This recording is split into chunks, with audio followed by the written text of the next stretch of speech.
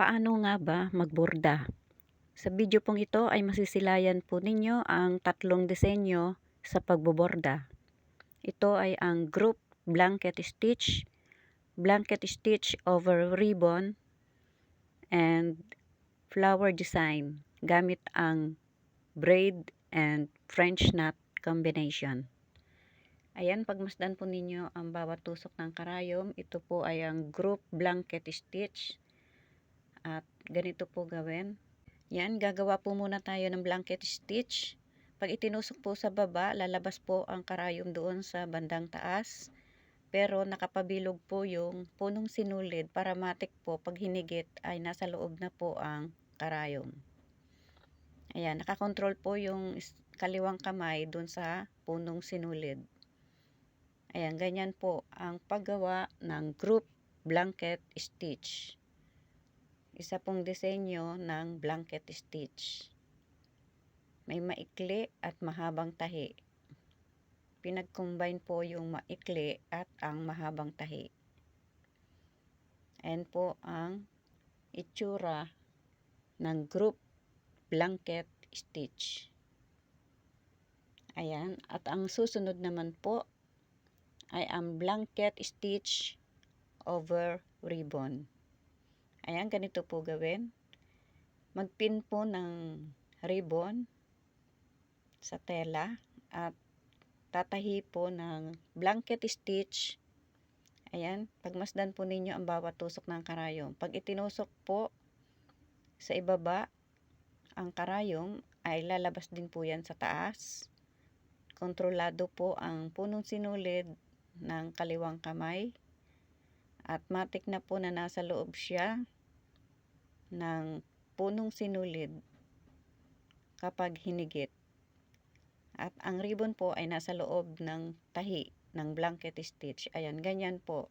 Isa na naman po yung disenyo. At ang susunod naman po ay ang flower design. Gamit ang braid stitch at ang French knot stitch. Ito pong dalawang tahing ito ay magka-combine gawin. Yan, pagmasdan po ang bawat tusok ng karayom. Bago itusok po ang karayom ay iikot po ang punong sinulid ng isang beses bago itusok sa outer na guhit, at lalabas naman po ang karayom doon sa inner na guhit or bilog. Ayan, at pag lumabas po yung karayom ay isasabit naman po ang punong sinulid.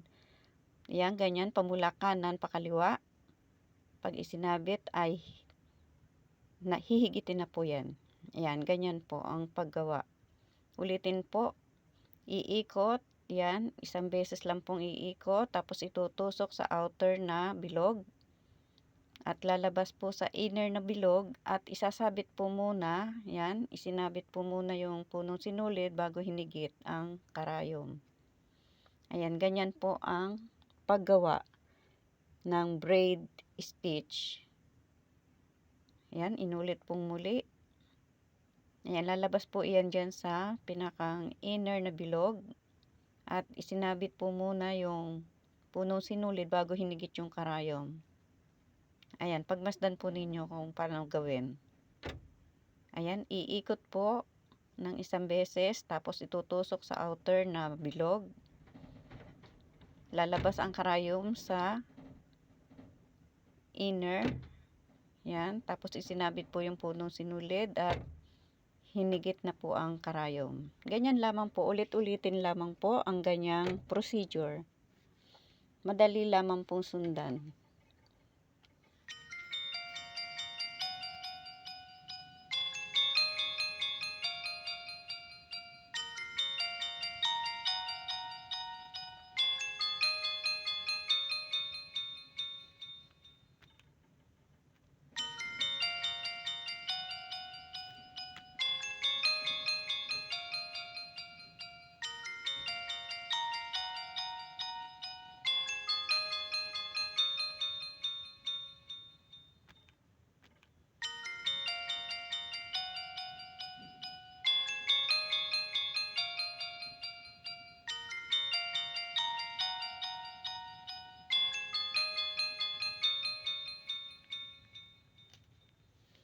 Yan, ang ilalagay naman po natin diyan sa pinakang gitna ng flower design ay ang French knot stitch. Ganito po gawin ang French knot. Pag itinusok po galing sa ilalim ang karayom, ay iikot po ng 2 beses. Ayan, ganyan po. 2 beses iikot sa dulo ng karayom at itutusok po sa pinagtusukan. Ayan, ganyan. Ulitin po natin. Iikot ng 2 beses. 1, 2. Itutusok po. Ayan. Tinusok po sa pinagtusukan muli ay hinigit sa ilalim.